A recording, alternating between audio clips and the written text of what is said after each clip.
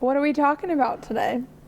Well, first we say, here we are. Here we are. Another podcast. Another podcast. Discovering and unlocking your brain's superpowers. Yes. And training your brain to work for you, not against you. Mm-hmm. Today we're talking about willpower and won't power. Mm-hmm. I'm excited. They're very similar, and it's the same part of the brain, the prefrontal cortex, but they're also very different. Okay. So willpower and won't power are skills. And they're easy to build as a skill. But the difference is with willpower, you're doing something. You're creating energy to do something. With won't power, you're using energy to not do something. So willpower is like overcoming inertia. So when the rocket is taking off, there's a whole bunch of fuel that's needed to get it moving, to build momentum. Mm-hmm. So that initial to get the thing moving takes a ton of energy. Mm-hmm. Same thing with willpower. Mm-hmm. To form a new habit, or to do something you don't want to do, or that big rock. Everybody has a big rock in the day, right? The big thing they have to do for the day. It's like pushing them towards it. Is that what you're talking about? It's getting enough energy to move the big rock. When you start moving a flywheel, it's hard at first because it has inertia. But then once you get it moving, it's not so bad. And that's the case with a lot of the big projects in our lives. And a lot of people say tackle it first in the day. And the reason they say that is because you have the most willpower in the morning of any time of day, because you've just slept all night, hopefully. And when you're sleeping, you're detoxing, you're releasing stress, and you are creating space in your PFC and giving your prefrontal cortex energy back. Then throughout your day, things that you're doing are using willpower and won't power, and it all comes from the same PFC. You're making decisions. They call that decision fatigue. The more decisions you make, the more fatigued you get. That comes from the PFC.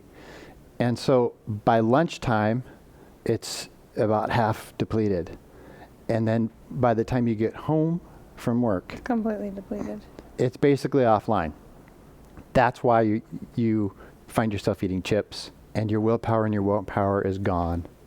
And you're eating easy foods, because your willpower's gone, so you don't want to do the cooking. Your won't power's gone, and so you can't say no to the easy things that are just right there ready to eat, because you're hungry, probably emotionally hungry, and you want energy back because you're feeling depleted, your PFC especially, so you think food is going to help with that, and it will in the short term, especially sugar in the short term. And so when your PFC is offline, the parent brain, your toddler brain comes online. Toddler brain's always online. But when your PFC is activated and working, the parent brain is able to overpower the toddler brain. Toddler is the subconscious and the rest of your brain that wants instant gratification. It says the sugar's good because it'll give us instant energy. Let's just do it. But the parent brain isn't there anymore saying no, because, all the reasons why no sugar. So that's why people struggle so much at the end of the day with won't power is what they notice the most. Mm-hmm. And then also with the big rock. If they didn't get the big rock done in the morning when they had all the willpower reserves, they're certainly not going to do it at the end of the day. They're just going to say, I'll do it tomorrow for sure. Okay, let me ask you a question. How can you build that to get more energy at the end of the day in order to get those things done? Because a lot of people, they're trying to work on things outside of their job, right? They go to work and they become really tired. They work anywhere from a 8-hour day to a 12-hour day. Yep. And then they have no willpower left for whether it's eating or exercise or anything else. How would you build that up so that you do have energy in the later part of the day? Is there a way to do that? Long term, it's beefing up your PFC with things like meditation and a lot of the other podcasts that we've done or work on the PFC. Right. Short term, you really have to do it when you're starting to get fatigued. So the first step is notice that you're getting fatigued. Because if you don't notice and 6 p.m. rolls around, you had a really hard day with lots of decisions and lots of stress, then it's almost like it's too late at that point. Because the toddler is so in charge, it's going to make you not think of the PFC and the willpower won't power. It's just going to totally take over. It's going to scream loud for the wrong things to do. And then you do the wrong things. So it's noticing. And then saying, okay, taking notice of how much energy I've got up there, what's my willpower, won't power level, energy, and then if it's starting to get low, then you say, okay, what are the strategies to get it back quick before it's too late? There's other things you can do like stress release. That's meditation is stress release, but you can do some breathing exercises for stress release, which creates more space in your PFC. You can do a quick little workout. My favorite stress busting workout is isometrics. Interesting. So because you can go instant maximal contraction. You don't have to do reps to ramp up to a maximal fail point. You can do it instantly. And I just push my hands together as hard as I possibly can. I have an infrared sauna, and when I'm in there, I'm doing isometrics to get to the sweat point faster. Because you're warming up your body. Exactly. And the sauna is a nice stress release, but this contraction is a nice stress release because we hold stress in our soft tissues. And most people hold the most stress in the soft tissues of their upper back and neck. But people are different. But we hold stress in all of our soft tissue. So any muscle that's contracting counts for stress release. And when you can go to instant maximal contraction, then what you're doing is, you, like a deep tissue massage, you are necessarily squeezing stress out of the muscle. That's so interesting. And then as you exhale, focusing on exhaling stress and tension, then that's a great quick way to get rid of stress.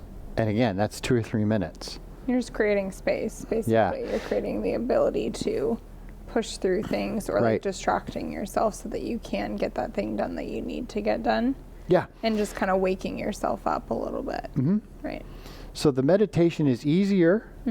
It takes less inertia to sit down and do that than it does maximal isometrics. But those are two, kind of extremes, sides of the spectrum, options. Quick things that you can do. Right. And the other thing about won't power is with that big rock any time of day, but especially towards the end of the day, oh man, I got to get that project done. Well, if you have to, absolutely have to, like tomorrow, because you'll be fired if you don't, then that's enough of leverage to get you to do it. Yeah.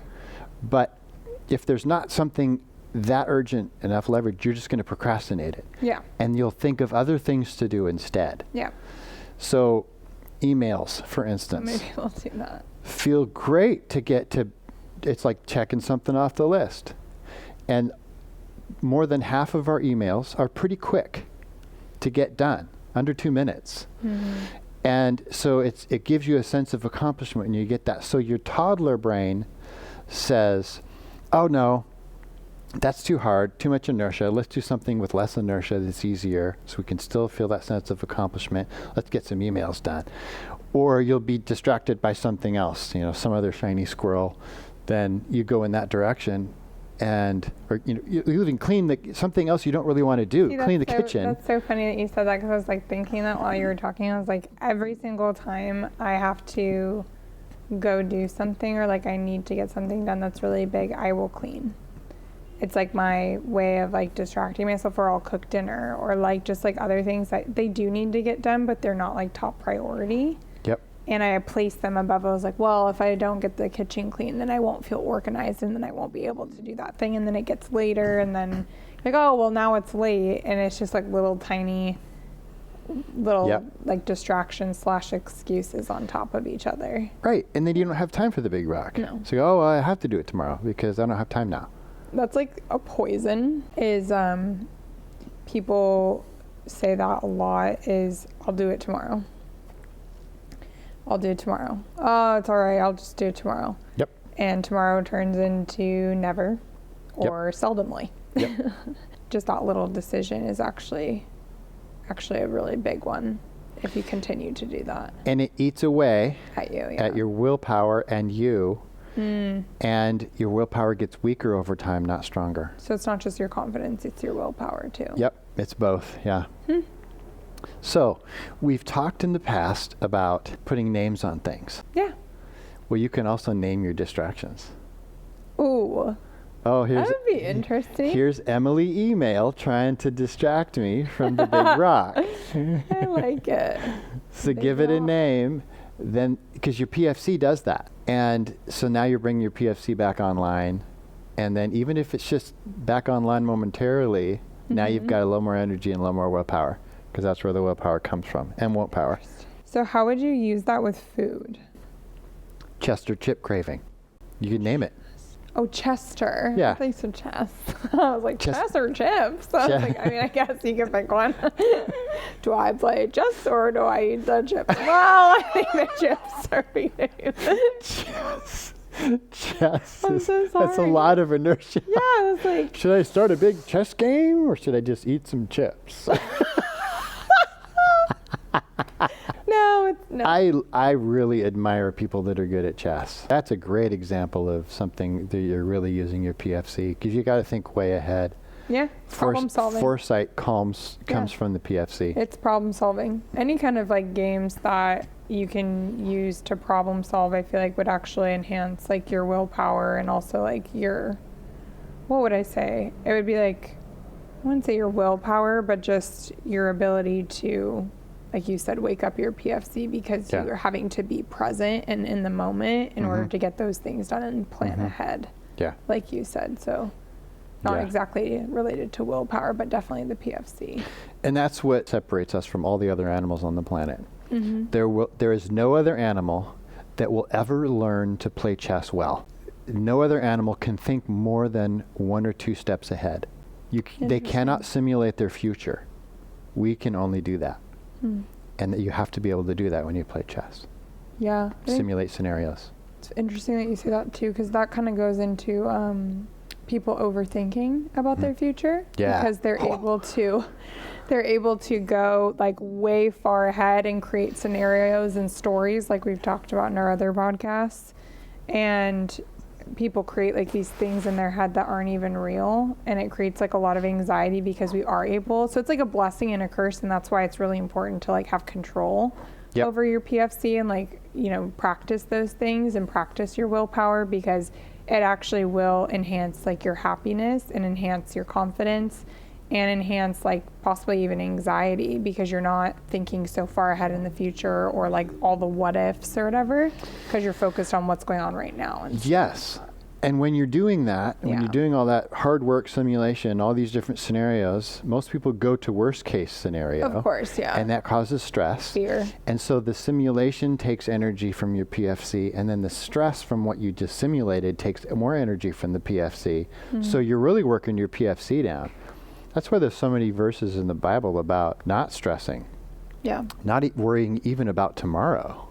And how, you know, God says we make plans, but He directs our steps. So if we can just surrender and just give it to Him, He knows what's coming, and there's no way for us to know. So Well, that's true it's for good to anything. plan. Yeah, and that's true Right. for anything. It's like, even if you don't have faith, for example, which you and I do, but if someone doesn't have faith, then it doesn't really matter, because you as a human being, you do not know, you are not like a future teller. Like, you will never Right. know what's going on in the future. And there is actually a lot of power in that, because it means that all we have is right now, and you just control what you can control, and then you move on. Right. And having control of your PFC is like something that you can do by doing these things. Yep. So Yep. And most multitaskers are more likely to give into impulse. They have less impulse control. The people that are really good at multitasking also have a shorter attention span. So the impulse control is just jacked. So when people brag about being a really good multitasker, it's really not something to brag about. right. it's some people have to do it. It's part of their job. Mm-hmm. But if you find yourself bragging about multitasking, you should start meditating immediately. It's not something you really want to be good at. It's not something to be proud of, because the most successful people out there, and I put quotes on that because, you know, most people gauge success on, you know, by accumulation of money and stuff. But the real movers and shakers out there, the doers out there, can focus like nobody's business. Mm-hmm. They might be able to multitask too, but they're really good at focusing. And when they have to do it, they can do it. Yeah. Which takes, focus takes a lot of discipline. Yep. Like a lot of discipline.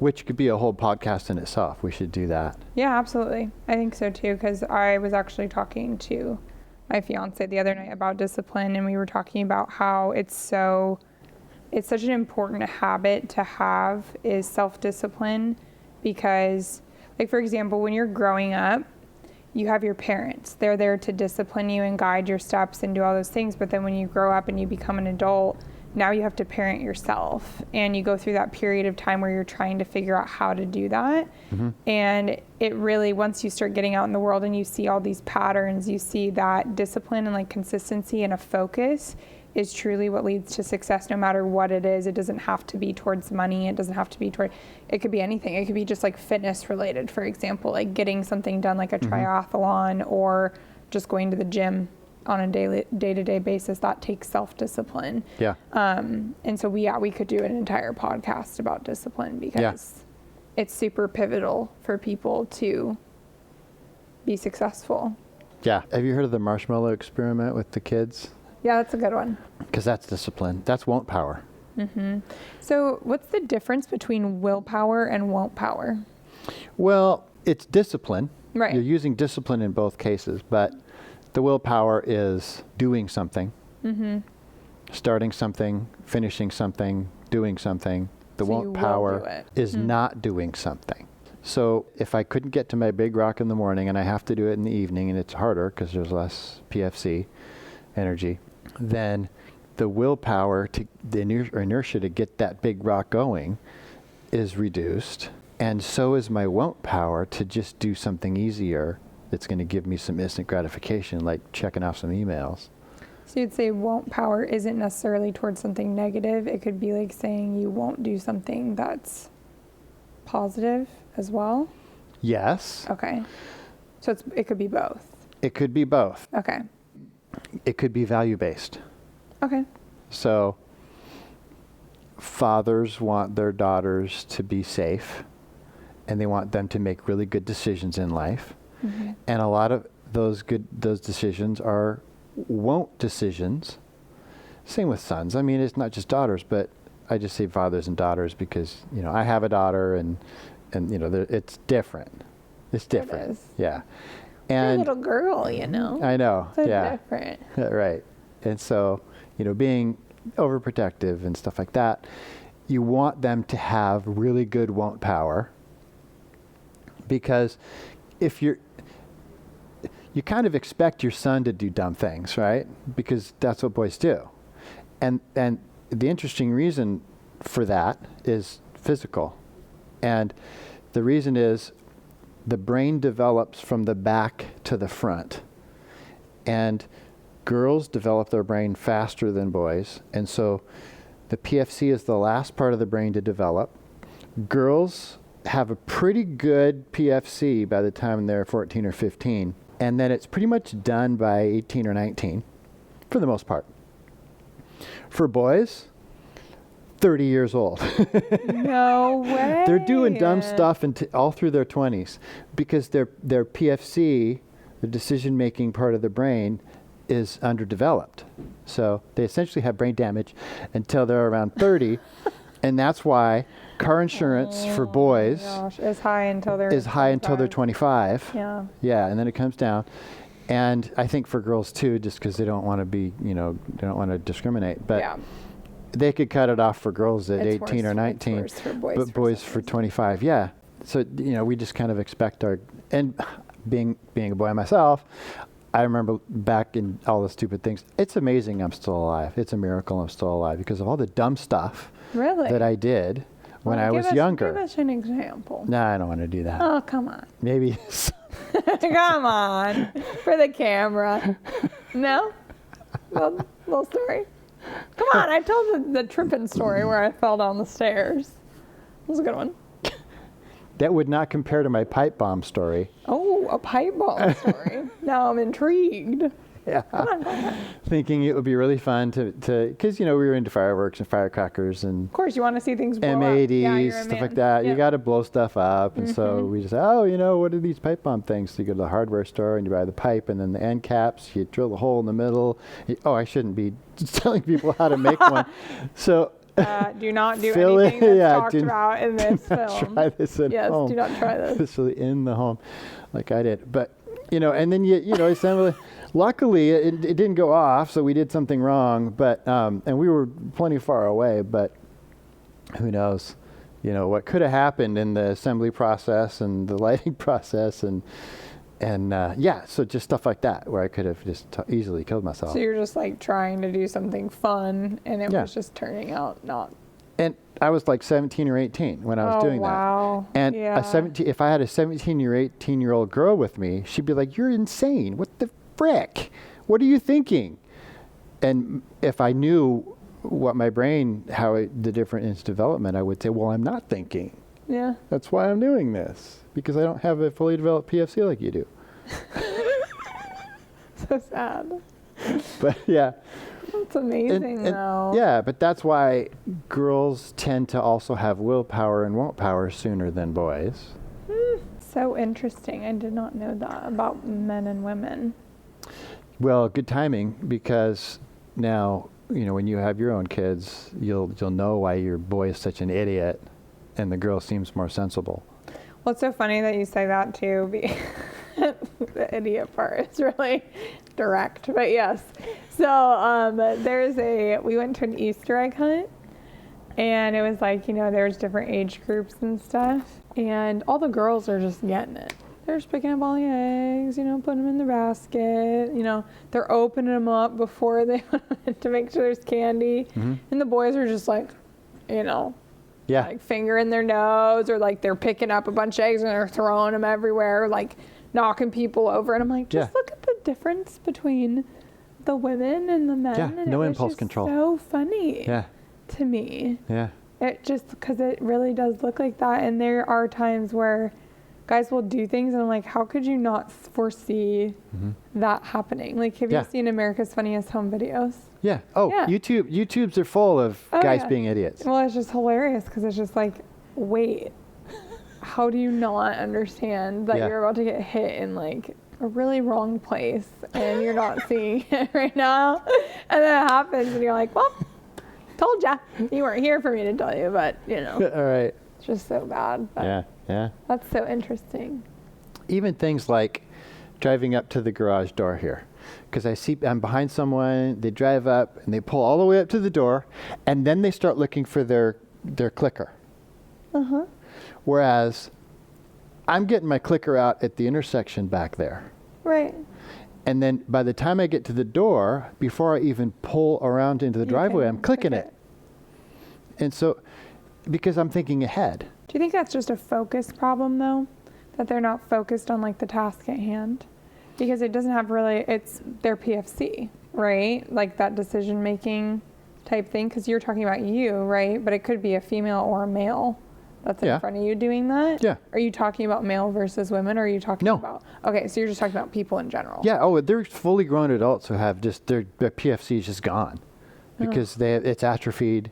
They haven't been working it out. They're the reactionary person instead of They're just not thinking ahead. not thinking ahead. Yeah. Yeah. But another quick one to do is a breathing exercise. And this is another way to get more space back in your PFC and more energy for willpower and won't power. Good decision making. Should we practice? And yeah. Okay. So breathe in. So you're breathing in forcefully through the nose and then out through the mouth. But then through the mouth, you just relax to exhale. So it's not a controlled exhale. So it's just a quick, forceful breathe in to activate fight or flight, and then just total relaxation, breathe out to deactivate fight or flight.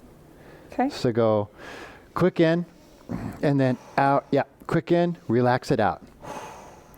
In, out. Keep going, and count it out, because you're going to do 30 of these, and you're going to start to feel hyperventilated and dizzy, and that's okay. And then just crank in. It can be less than 30 if you start to feel dizzy sooner, but usually it's around 30 when people feel, and it might be more than 30 if you're not feeling dizzy. But wow, the I'm point starting to get hot. is to start. That's the other. I'm keep hot. going. Keep going. That's the other thing, especially with the nose breathing. And I tell people when they're hot to like skiing or stuff, start doing that. Yeah. I don't like it. It makes my head like want to blow up. I know. Keep going. Anyway. 5 more. You don't like it because you're activating fight or flight. And it's not a good feeling. And now on your next exhale, keep the air out. And now just hold the non-breath. So hold empty lungs 15 seconds or more. So you're resisting breathing in as long as you can. This is your won't power. Right now, you're exercising your won't power. You don't want to faint or turn blue or anything, but Okay. yeah. And then He's like, but- you're turning a different color. but when you're hyperventilated, you'll be able to do that longer. Wow, that was wild. Yeah. So that was 1 cycle. So then you want to do 2 more. So it's 3 total cycles. And then on the end, on the 3rd cycle, after you've finished your breath out, when you have to breathe in again, Yeah. do it, but now hold full lungs. Oh, And then you'll get an endorphin rush. that's It's a wild. high. Honestly, it was so wild because I was like, from the neck up, I was just like so hot. Mm-hmm. And I didn't like it because I was starting to feel like kind of flighty a little bit, like, you know, like a little anxiety or something. Yeah. There's lots of things that are being activated. You're training your fight or flight system to Okay. work better. That's good. Yeah. You didn't like the feeling of being in fight or flight. No one does. No. But most people are all day anyways. So they need to do training to be able to control their state, to recognize when they're in it and then how to get out of it. But then it also is creating a bunch of space in your PFC. So the holding at the end is also That's how you finish helping? it. That's how you finish it. On the 3rd cycle. Yeah.